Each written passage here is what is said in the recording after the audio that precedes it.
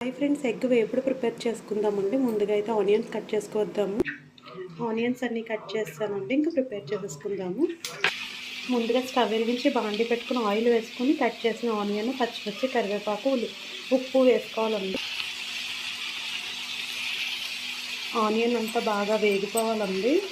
Onion అంతా వేగిపోయిందండి. ఫ్రెష్గా చేసి పెట్టుకున్న అల్లం వెల్లుల్లి పేస్ట్ వేసుకోవాలి. పచ్చివాసన పోయేంత వరకు వేయించుకోవాలండి. పసుపు కారం వేసేసుకుందాము. పసుపు కారం అంతా బాగా వేగిపోవాలండి. అంతా వేగిపోయిందండి. ఎగ్స్ వేసేసుకుందాం. ఎగ్స్ వేసిన తర్వాత ఒక 2 మినిట్స్ ఇంకా కలపకూడదండి. 2 మినిట్స్ తర్వాత ఒకసారి అంతా పైన కలుపుకుందామండి. ఇప్పుడు అంతా మిక్స్ చేసుకుందామండి.